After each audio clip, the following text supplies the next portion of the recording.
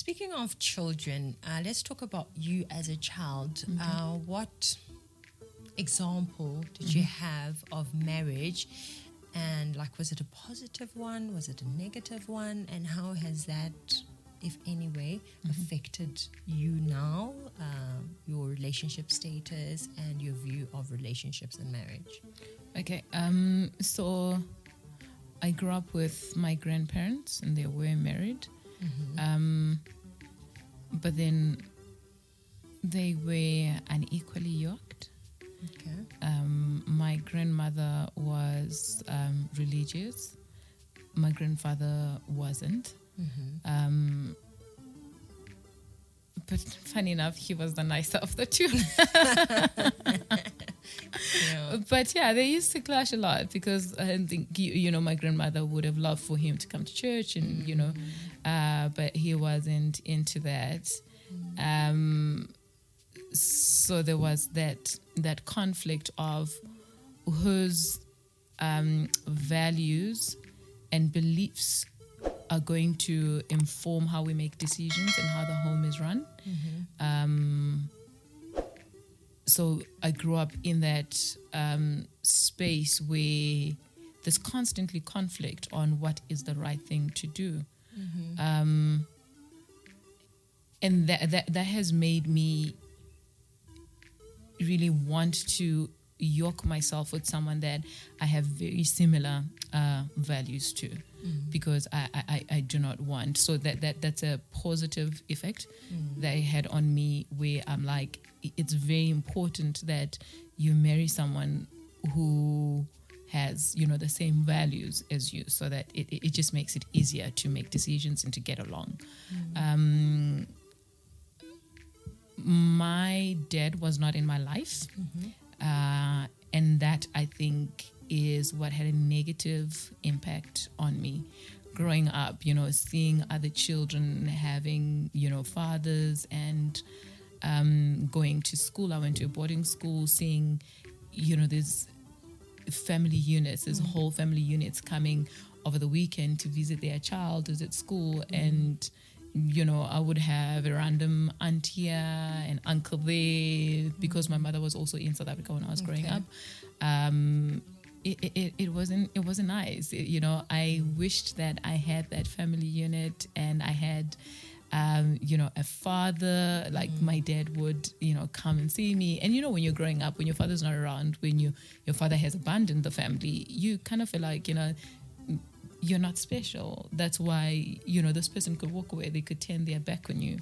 And I think that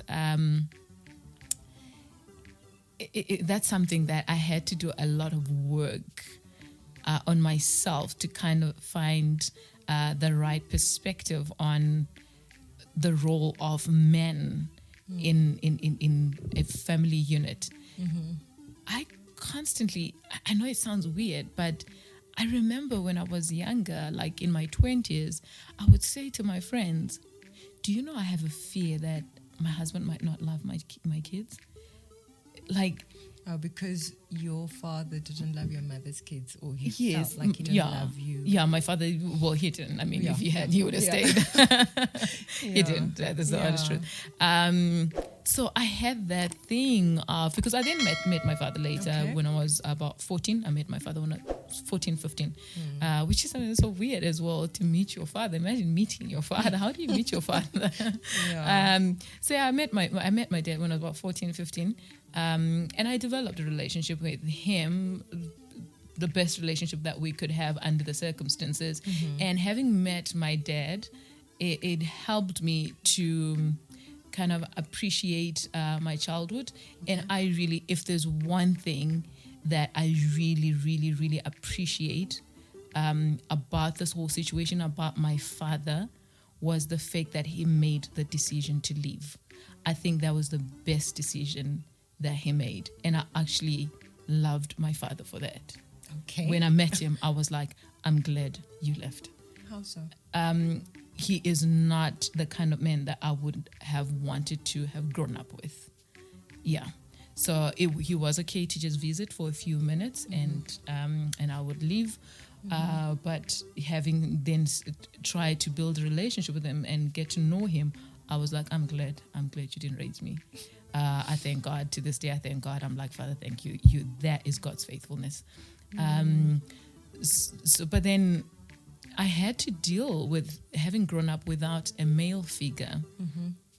My relationship, especially with male authority figures, was a bit weird. There was kind of like a desire to relate to them, but also a lack of trust. Okay. Hence, I thought my husband might not love my kids. Like, you really want to be in a marriage and have a man, and he'll be a grown man. And my example of what grown men do is that they do them. I thought this person might be in the home, but just do him. And put himself first in what he needs and whatever.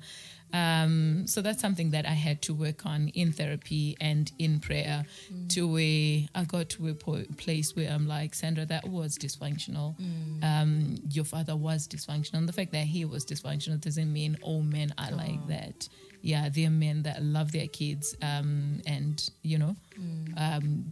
knowing God now and being able to have conversations with him and be open with him about how I feel about stuff like that. Then he's like, I will provide for you a husband that's going to love you. I'm not going to give you a man that's not going to love you, or that's not going to love your kids. His kids. I appreciate the part of saying that you are grateful for the fact that your father actually left.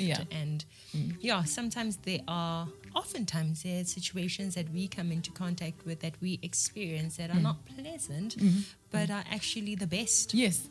The best. Definitely. They're the best for us, and we need to go through life understanding that we have a loving father who, even if it wasn't his intention for something bad to happen, he'll definitely bring out the best for us, for our benefit.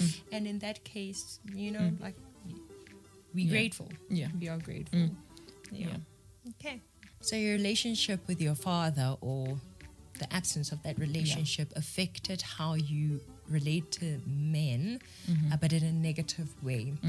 And then you got saved, and then now your view of marriage is based on the Bible. How has that changed in how, like, in your belief, how has that changed how you now relate to men? So I am more optimistic about meeting someone who has, similar values to mine, who wants a family, who wants a godly family, and who wants to be there for their kids and put them first and love them and provide and do all of those things. But also in me doing relationships, I don't have that, I don't know if I should call it that, if it's let me say an excessive need, to settle down. It must happen now. And, that tends to sometimes become desperation. So I don't have that. I'm okay to get to know a person and explore, dating without expecting that this is the person. I'm not whole, I'm not complete if I do not have a partner, and it must happen with this person. So I have had some dating experience since I became Christian, not extensive, because I know exactly what I want in a man. I know what I do not want. I know to recognize my father from a distance. I can spot him coming, and I say, I'm not marrying you.